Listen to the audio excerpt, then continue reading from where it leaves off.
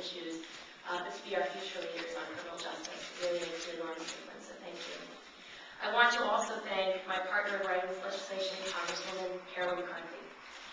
She's an extraordinary leader who I'm very pleased and honored to be associated with this bill.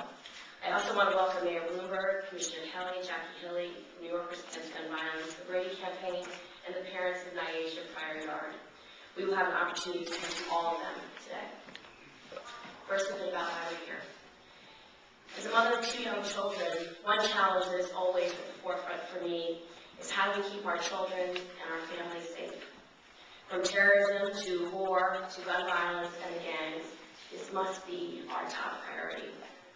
2 shooting incidents in the Bronx last week, one involving Vada Vasquez, an innocent 15-year-old girl struck in the head by a stray bullet on her way home from school, the other near a youth center while children played outside.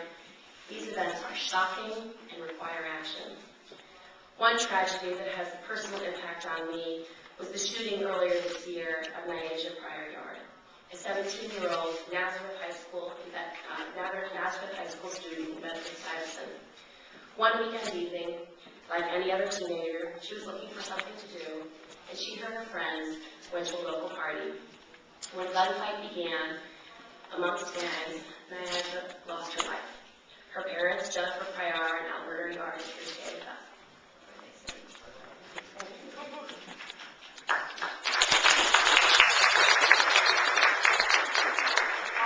Today to read a testimony from Long Island, the mother of Carol. Carol is a sophomore at Arizona State University, majoring in early childhood education and celebrating her 20th birthday when she was shot and killed by a young man who was upset that Carol had warned his girlfriend to stop seeing him. These devastating losses illustrate the need for real solutions. But instead of taking action, Congress has ducked this issue. Old battles from generations ago have prevented progress time and time again. The moment someone proposes a solution, it's labeled either pro-gun or anti-gun, and people take their respective sides, and nothing is accomplished. It's time that we change that. The fact is that nearly 90% of the guns used in crimes in New York City come from out of state. An estimated 90% of these guns are illegal. Every day, illegal guns are flowing into neighborhoods through New York City and cities around the country. Just yesterday, the mayor and the police commissioner, along with the Brooklyn DA, Charles Hines, announced an indictment of more than 100 counts against 2 individuals trafficking guns from Florida. Yet while our local law enforcement works overtime to track down these weapons, current laws still restrict their ability to investigate and prosecute those who traffic these firearms.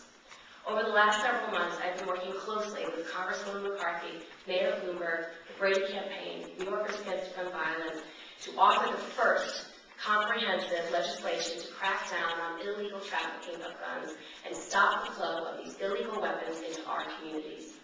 First, our legislation makes it illegal to traffic a gun and makes it illegal to assist in trafficking a gun.